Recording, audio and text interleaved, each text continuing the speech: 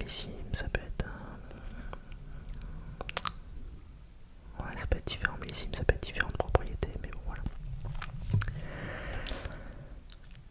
Et donc ils m'ont confié ce petit flyer qui comporte en fait des données qui sont très intéressantes. En fait c'est un espèce de petit carnet, vous allez voir, c'est super bien fichu. Parce que quand on le déplie, donc là vous avez la carte du vignoble bordelais, la liste des cépages de vin blanc et liste des cépages de vin blanc et vin rouge, donc du vignoble bordelais. Donc on a Merlot, Cabernet Sauvignon, Cabernet Franc, Sémillon, Sauvignon blanc et Muscadelle.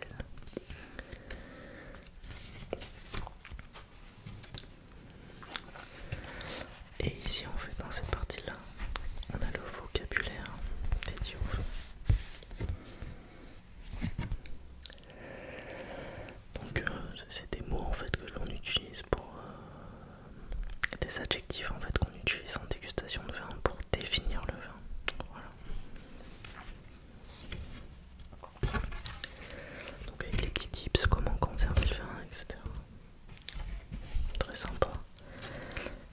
Et ici, on a les 11 familles aromatiques. Je sais pas si vous voyez bien. Voilà.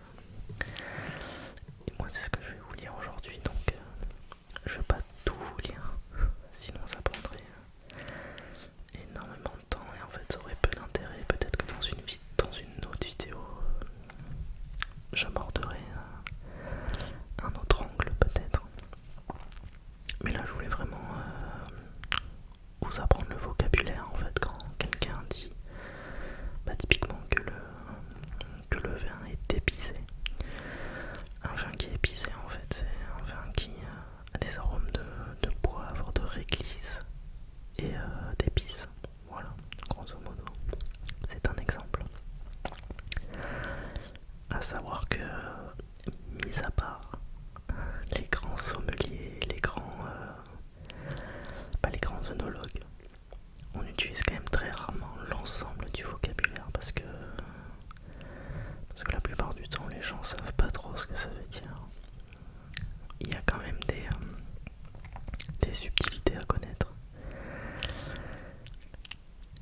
Mais moi je vais vous dire en fait moi les mots que j'utilise généralement parmi l'ensemble du vocabulaire. Et ça vous donnera peut-être une idée déjà de quelqu'un qui commence à avoir de bonnes connaissances, utilise comme mot et comme vocabulaire sans rentrer dans le barbare en fait. Et c'est pas ce que je veux. Le but c'est pas non plus de vous faire fuir ou quoi. Mais enfin il y a quand même des mots qui sont assez surprenants et qui peuvent être très intéressants en termes de trigger word. Donc vous m'en direz des nouvelles. Voilà, donc très content de faire cette vidéo. Moi ce que je vous propose c'est qu'on commence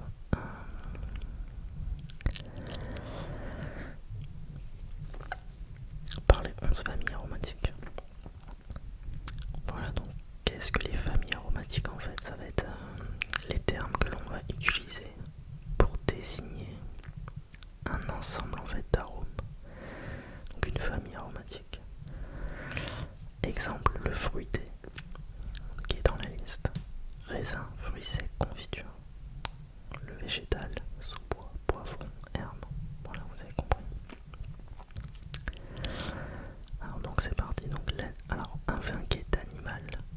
Alors un exemple de vin qui est animal, vous avez le Malbec. Le Malbec, qu'il soit argentin ou de Cahors. Vous pouvez reconnaître un Malbec par ses arômes qui sont par des arômes et par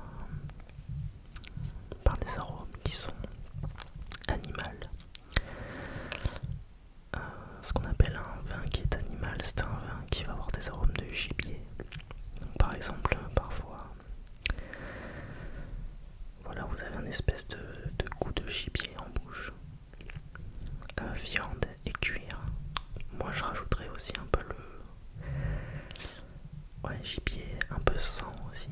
Ouais. C'est hyper surprenant. En fait, on a l'impression que ça a l'air horrible comme ça.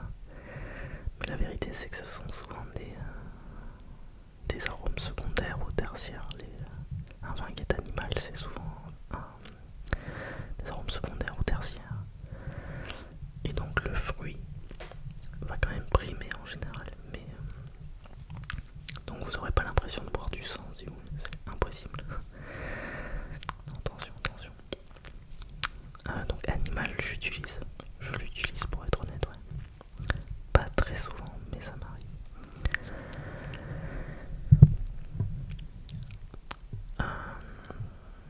Un vin qui est balsamique. Typiquement ça, je l'utilise strictement jamais ce terme. C'est un vin qui a des arômes d'encens, de résine et de pain. C'est souvent les vins jeunes qui ont ce genre de caractéristiques. Ensuite on a les vins boisés. Alors ça on l'utilise, à mon sens, à tort et à travers.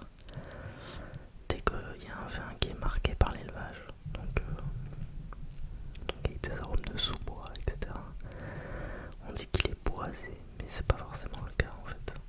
C'est pas forcément le cas. Dès qu'un vin est tannique, par exemple les tanins du fût, ça on fait pas forcément un vin qui est boisé. Un vin boisé, c'est vraiment un vin qui aura des arômes de tabac blond, de bois neuf et de crayon. Alors le crayon, en fait vous dites mais le crayon a un goût. Eh bien je vous dirais de vous replonger dans vos souvenirs. Et par exemple quand vous mâchouillez votre crayon, quand vous étiez à l'école primaire, ou l'odeur par exemple du crayon, du bois du crayon, ouais. Typiquement. Un vin qui est chimique, je l'utilise strictement jamais. Alors chimique, ça fait un peu peur, mais c'est simplement pour signifier un vin qui est un peu alcooleux et des arômes d'encre et d'iode marin. Alors ça c'est souvent des vins blancs. Souvent des vins blancs en fait qui profitent d'un climat qui est marin. Donc des vins ont des cépages en gros qui profitent d'une exposition ou qui sont sur des côtes maritimes. On a souvent ce côté iodé un petit peu. Moi chimique je l'utilise jamais. J'utilise iodé, ouais. Ça m'arrive. Salin, iodé, ouais. Mais pas chimique, non. Un vin qui est épicé, donc ça je l'ai dit. Vous avez poivre, réglisse, épices. Voilà. Alors réglisse, je l'aurais pas forcément mis. Je l'aurais pas forcément mis dans épicé. Pour être honnête, réglisse, je l'aurais plutôt mis dans végétal. Parce que j'associe souvent en fait les arômes de réglisse aux arômes de menthe. Et donc pareil, un vin qui a des arômes de menthe, c'est souvent un vin qui est végétal. Donc végétal, ce sont des vins qui sont jeunes, que ce soit vin rouge ou vin blanc d'ailleurs. Alors là, un vin qui est empyromatique. Voilà, typiquement le genre de terme qui peuvent être rigolos quand vous le sortez, mais empyromatique, eh bien c'est un vin qui a des arômes de fumée, de café, de caramel. Ça peut être le cas par exemple des vins, par exemple je pense aux vins de Sicile, avec les vignobles qui sont au pied de l'Etna. En fait ils profitent d'un terroir qui est volcanique et donc ils ont ce goût un peu de fumée, de cendre. Et on dit qu'ils sont donc empyromatiques.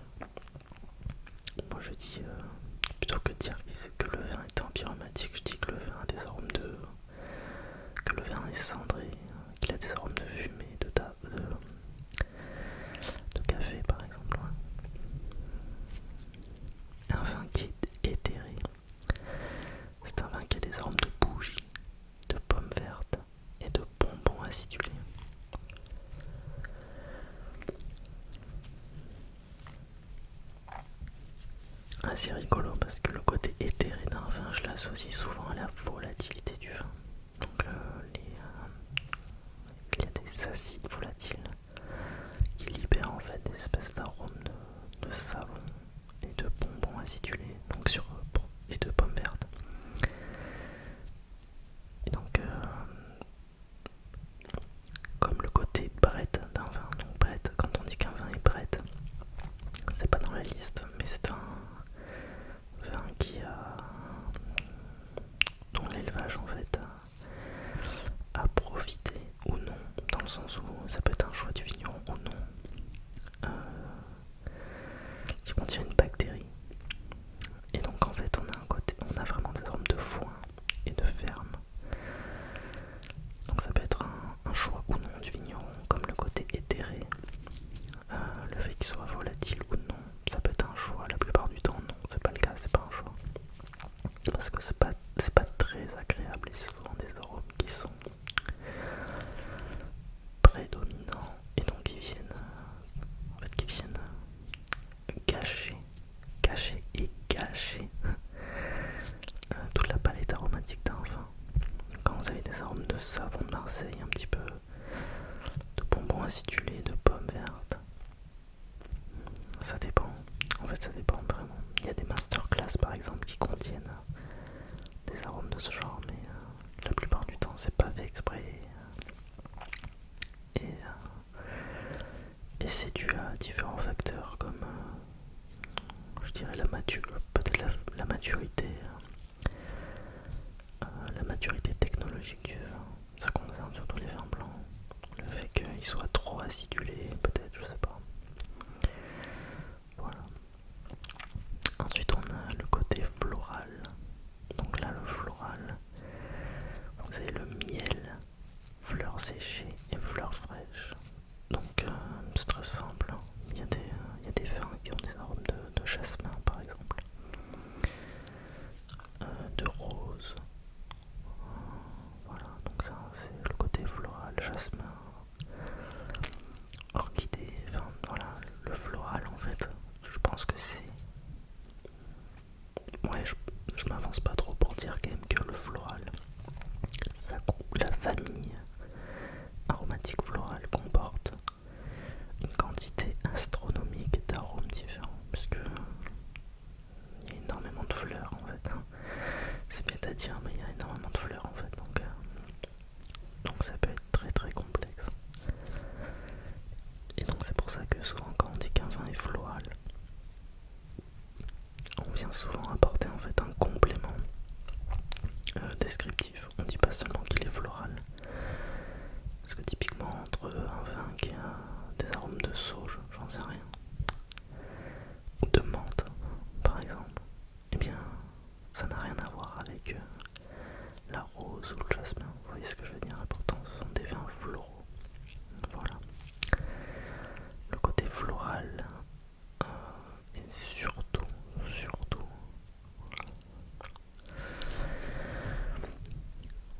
ouais, il est surtout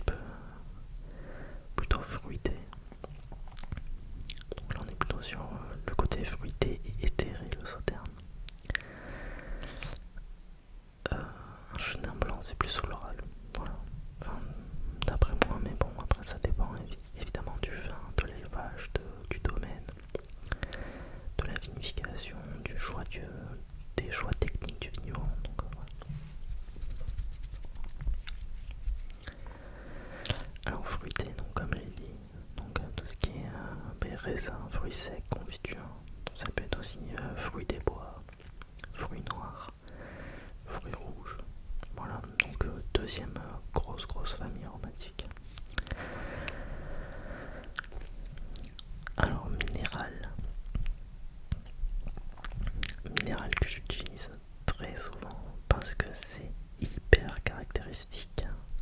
Le côté minéral, c'est le côté calcaire, quartz, silex. Et j'ajouterais même pierre mouillée, craie. Voilà, en fait c'est le côté vraiment...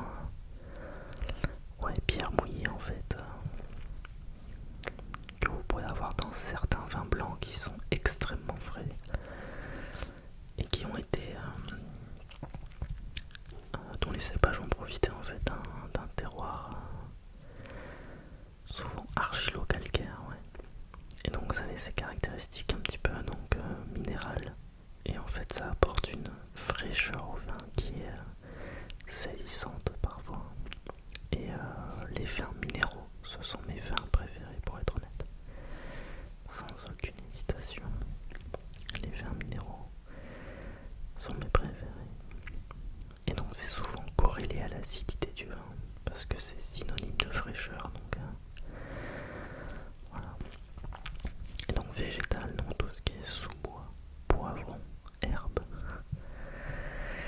Alors là c'est pareil, hein. Végétal je l'utilise, mais je l'utilise souvent quand un vin me plaît pas trop et que souvent il est encore trop jeune pour être dégusté. Il y a des vins végétaux, donc des vins qui ont les caractéristiques végétales, qui peuvent être super bien réalisés, mais la plupart du temps c'est souvent en fait qu'on ressent quand le vin est trop jeune, qu'il n'a pas encore assez vieilli, quand il n'a pas encore assez de maturité, voilà. Donc ça c'était pour les familles aromatiques, messieurs dames.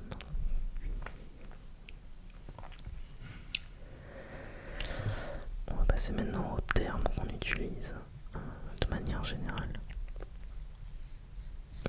Alors, vous m'avez peut-être entendu dire le mot bouquet.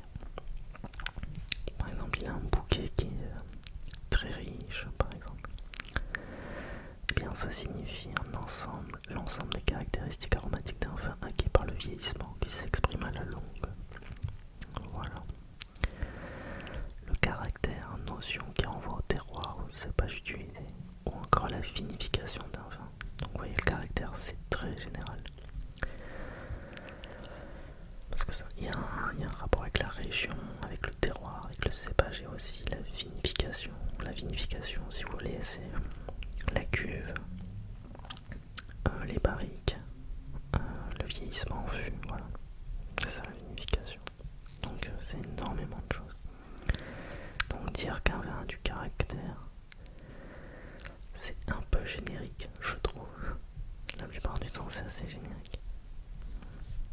Alors un vin qui est charnu, c'est un vin qui a de la chair, du moelleux, contrairement à un vin aux sensations dures. Ouais, alors j'ai tendance moi-même à confondre un vin qui est charnu avec un vin qui est rond. Un vin qui est charnu, il va vraiment occuper tout l'espace en bouche.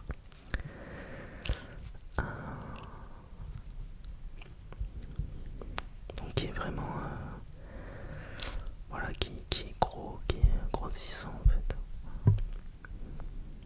Un vin qui est charpenté. Un vin riche et tannique à l'inverse d'un vin fluide et dilué. Ce vin a généralement un bon potentiel de vieillissement. Les vins, les Bordeaux sont souvent des vins qui sont charpentés parce qu'ils ont une très grande structure tannique. Et cette structure tannique leur permet de bénéficier en fait d'un potentiel de vieillissement extraordinaire. C'est pour ça que les vins de Bordeaux jeunes sont souvent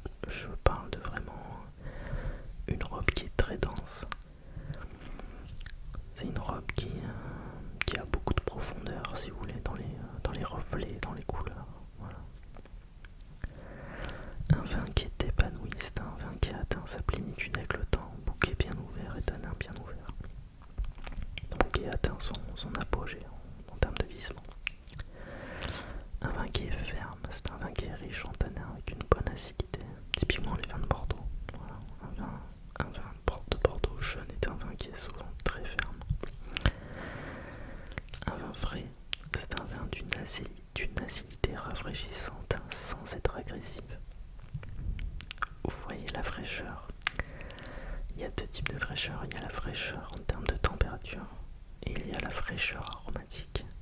Voilà, c'est ça, c'est une acidité rafraîchissante sans être agressive.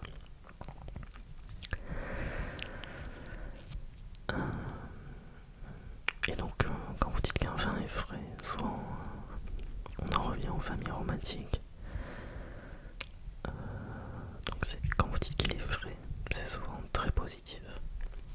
Ça veut dire qu'il a souvent un côté minéral, minéral floral, voilà, ce genre de choses.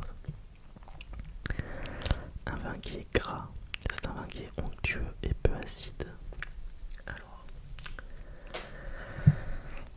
en effet, on peut le confondre parfois avec un vin qui est charnu. Un vin qui est charnu, je l'utilise plus pour définir un vin rouge. Un vin gras, je l'utilise plus pour définir un vin blanc. Dans le sens où souvent le gras d'un vin, eh bien c'est souvent le terroir, le climat, la climatologie en fait de la région et du vignoble dont provient le vin en question. Mais ça peut être aussi un choix du vigneron qui décide de transformer les acides maliques en acide lactique. Donc on appelle ça une macération malolactique. Et donc en fait ça va enlever de l'acidité. Par exemple en Bourgogne, chez les meursault qui sont de très grands vins, souvent pour éviter que les vins soient trop acides, donc ils ne sont pas frais, juste trop acides, et bien on décide de transformer les acides maliques en acide lactique. Donc ils font ce qu'on appelle une macération malolactique, comme je vous l'ai dit. Et donc en fait ces acides lactiques vont encore apporter un côté très beurré en bouche, genre vraiment gras, beurré, comme si vous avez de la crème en fait qui vient envelopper votre palais. C'est assez saisissant, c'est assez étonnant. Et donc souvent certains chardonnays vont avoir des arômes de brioche encore plus soutenus qu'il cépage qui a déjà en fait de base un côté un peu brioché. Et avec cette macération malolactique, ça va vraiment être encore plus soutenu, encore plus saisissant. Un petit côté lacté aussi. C'est très très bon, très très bon, très complexe, j'aime beaucoup. Un vin léger qui contient un peu de matière. Un vin léger est un vin qui contient un peu de matière mais reste équilibré. Voilà, donc c'est assez positif, un vin qui est léger. C'est un vin qui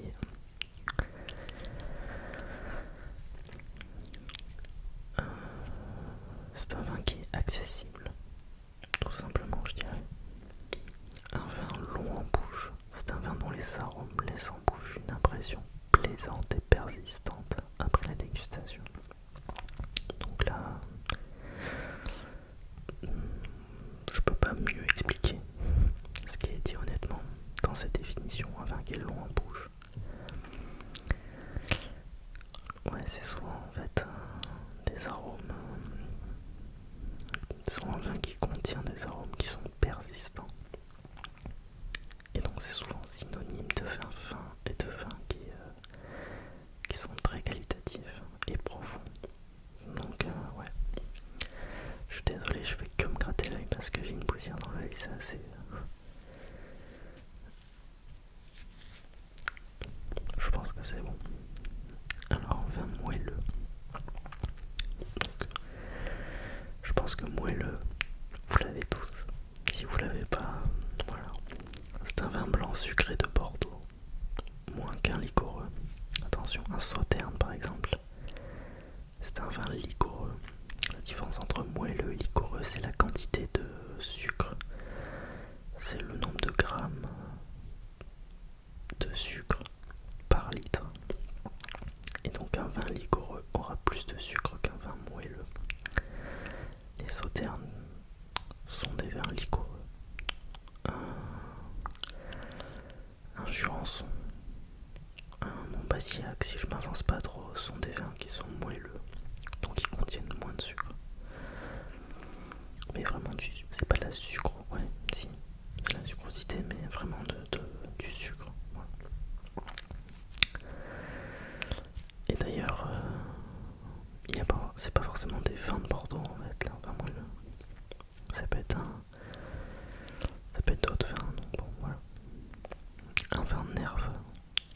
se dit d'un vin où l'acidité domine. Ouais, voilà, tout simplement. Un vin dont l'acidité domine, c'est un vin nerveux, je l'utilise strictement jamais. Un vin onctueux. Un vin onctueux, donc un vin où la douceur, la sucrosité domine sur les tanins et l'acidité. Donc c'est clairement synonyme de moelleux, tout simplement. Un vin ouvert, c'est un vin épanoui où les arômes s'expriment généreusement. Décidément, pardon.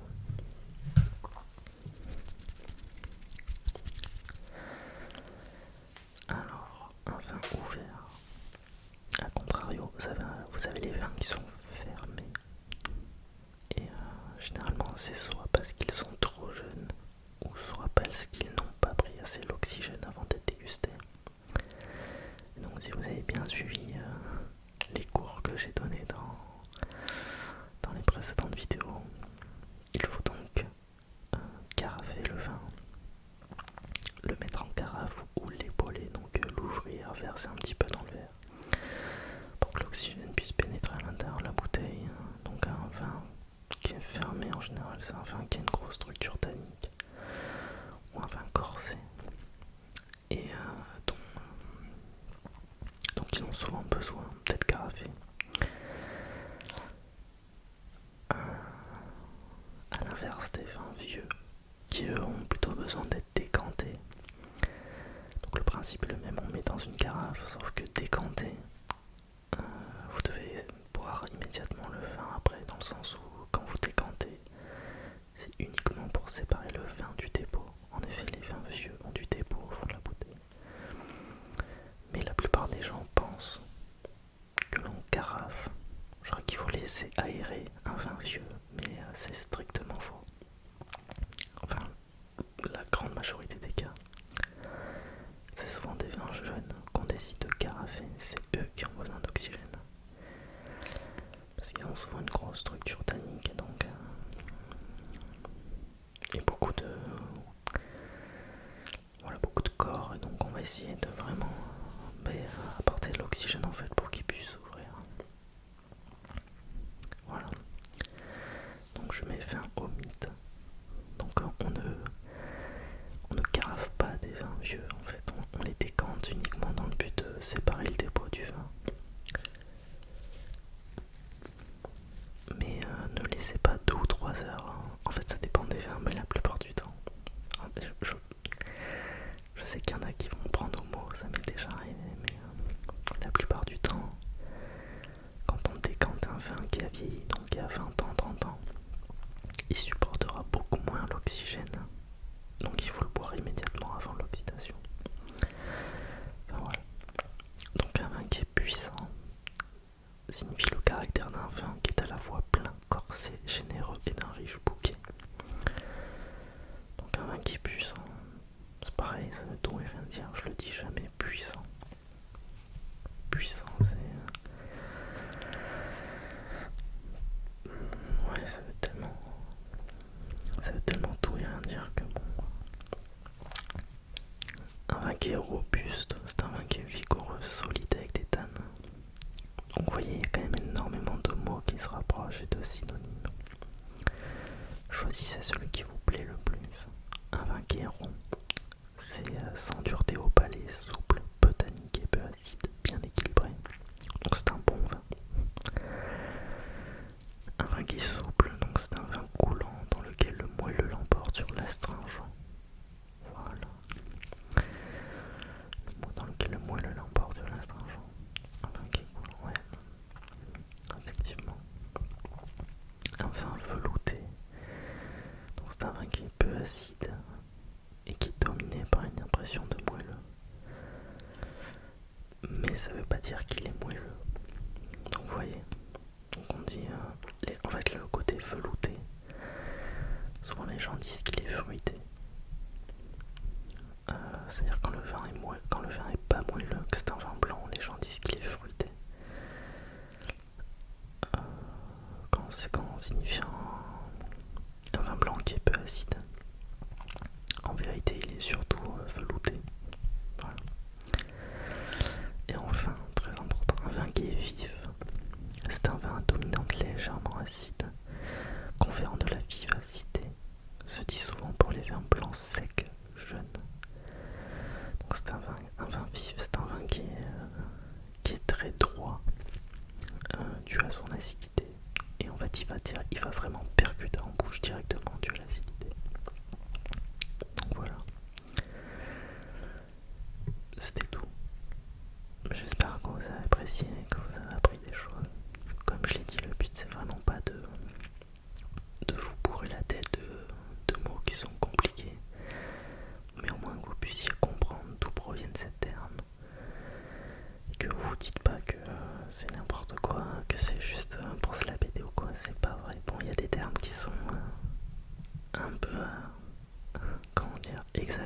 sens dans leur utilisation.